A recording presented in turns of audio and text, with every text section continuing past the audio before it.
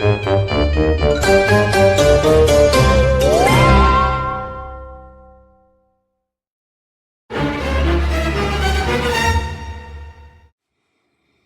y'all, it's Angie from the Midnight Matinee. I know it's not my normal background. I kind of invaded the space, looking a little washed out, but anyway, Bob is not a big fan of the Final Destination series. My sister and I went to see the very first one, and I think the second one when they came out in the theaters. So I decided, since the new one is out, that maybe I'll go see it by myself next weekend.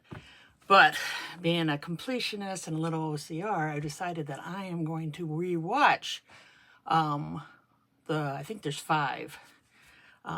Max has all of them except for 4 for some reason. They're going to have to do me dirty like that.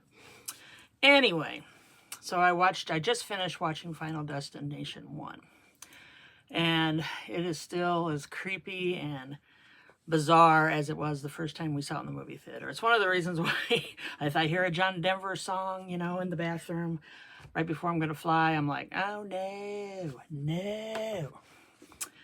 But anyway, I thought I would record my thoughts, and it's still a really well done movie in my opinion. It's got Devon Sawa, Ari Lauder, it's got Kerr Smith, who, if you know all of them, they were kind of like those late 90s, early 2000 people, and this one just, does not forget Tony Todd, who, rest in peace, we just lost him recently, and he was the Candyman and everything. I don't know, it's just one of those movies that just get you thinking, and you're like, oh my God, what if there really is a design about death?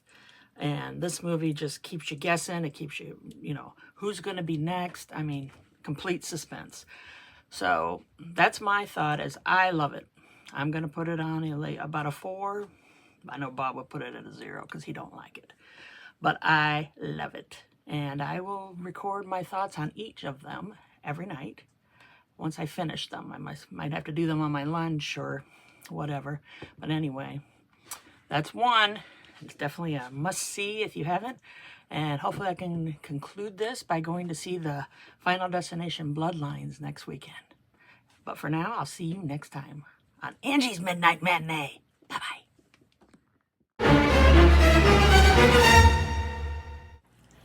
Hey, it's Angie again with the Midnight Matinee, day 2 of my Final Destination marathon.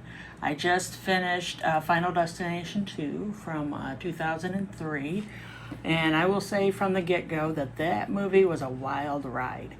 Let's just say it starts out with a very scary multi-car crash up, and it reminded me why I don't like riding behind trucks with chain logs on them. Had a lot of theories. It had one of the original cast from the Final Destination comes back.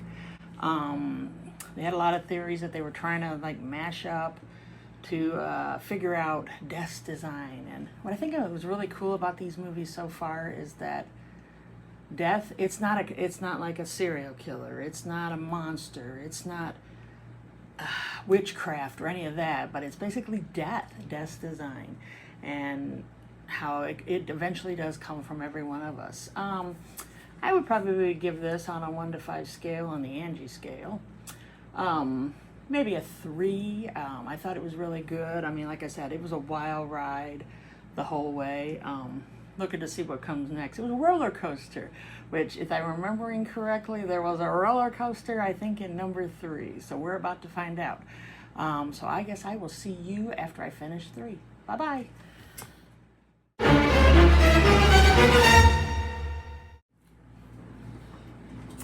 Well, I'm back again. I just finished Final Destination 3, and I did remember that I did see this one because it was completely, I have seen this one. So basically, this one is pretty good. I mean, I think it's funny is that they tap into your basic fears.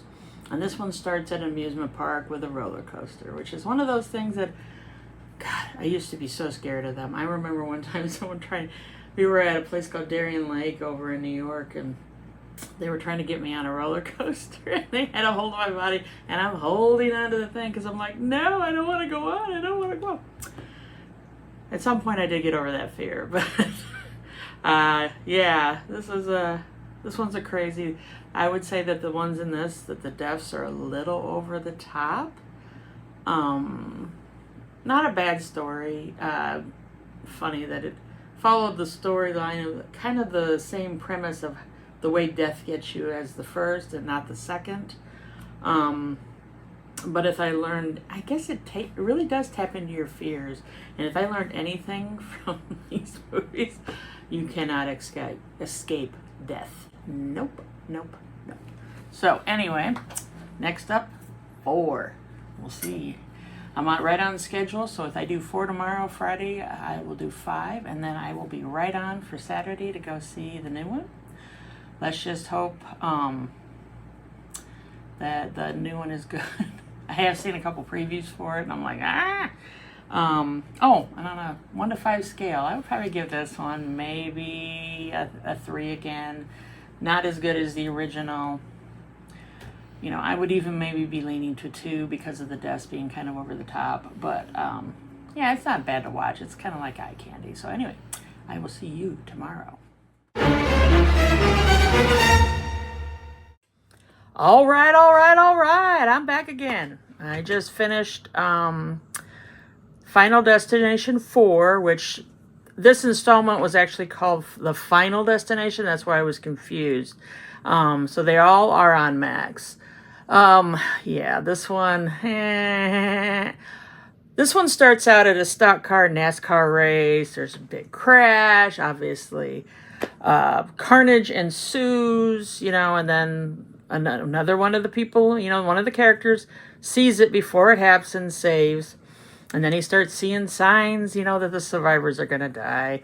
Same thing. And this one was just, now I remember why I didn't much like it. One, it's just silly. But yeah, they went over the top and then decided to take it up a notch and go over the top even more. The whole thing, the plot was just kind of like, oh, here we go again, and it's same theme. They try to, cheat death, but you don't, just crazy, and then they're like, oh, we gotta do this. And there was, and there was a plot twist and whatnot. And it was just, yeah. On a scale of Angi scale from 1 to 5, I would give it maybe a 2. It's just, yeah, it wasn't very good. So save yourself from this one. Like I said, 1 and 2, pretty good. 3 and 4, we're sliding downhill, and we're headed for our own final destination with this. So I got one more movie to watch on Max. I got the Final Destination 5, and then it looks like I'm going to be seeing it on Sunday instead of Saturday, and then I will put this out for all to see. So yeah, next stop, Final Destination 5. Bye.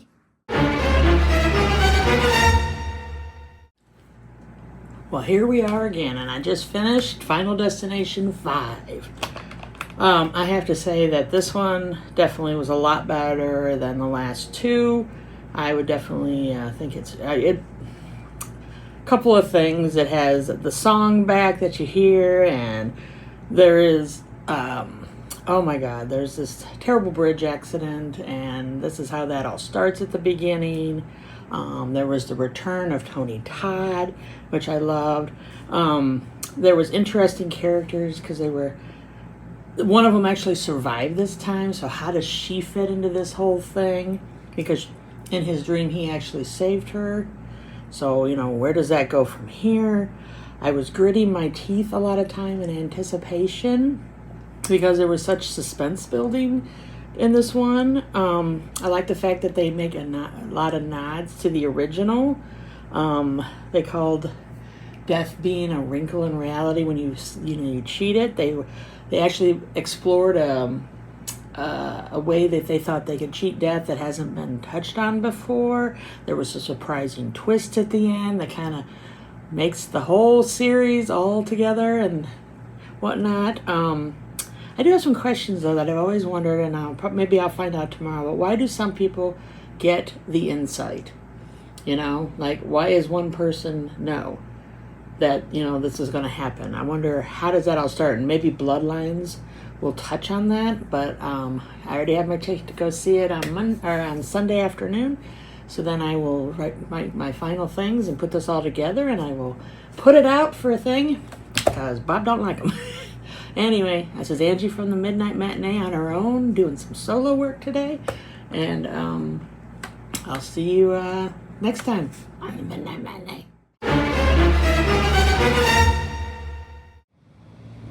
Hey y'all, I have reached my final destination. I'll let you know what I think. Hey y'all, well, I just did it. I reached my final destination. As I went to see today, I went to the movie theater to see Final Destination Bloodlines. It was excellent in my opinion. I would give it a 4 out of 5 on the Angi scale. It tied up a lot of the questions I had in my head. It kind of brought back it all around as to how it started, how people, thought that they could cheat death. I mean, the whole bit. Excellent. I thought it was good. Obviously, there were some funny little moments. There was definitely if you're not into like gruesome deaths, you probably don't want to see this movie. There was a lot of the things where like everyone like, oh my, it was that anticipation building that, they didn't make it overly obvious when a death was coming. They kind of alluded, oh, this might be it. No, it's like, and my stomach was like, oh my God, what's gonna happen? A lot of good turnout for it. I think it's been out over a week or more, and there was actually a packed theater today on a Sunday afternoon matinee. And I love the fact that they brought Tony Todd back, and how he fits into the whole thing. And it was great because obviously we lost Tony recently, and it was just, it was a nice fitting, and they even had in memory of Tony Todd at the end. And the girl beside me, she's just like, I swear to God, she was tearing up, and I'm like, don't make me cry in the middle of this movie. But yeah, I would definitely recommend it. Like I said, I like 1 and 2, 3 and 4, 5 I thought was good, 6 excellent. I would definitely recommend if you are a horror fan. I also saw some previews for a few horror pictures coming out. I saw that Stephen King's gonna be coming out with one called The Long Walk, which is one of his, I don't know if that was a Richard Bachman or not, but it's one of his short stories. I also saw an extended trailer for the new Conjuring movie, The Last Rites, that's coming. Looks like a crazy thing, and I guess like I said, I reached my final destination, and I'm gonna go and collect my luggage now, and wish y'all goodbye. I'll see you next time on the Midnight Matinee. Bye.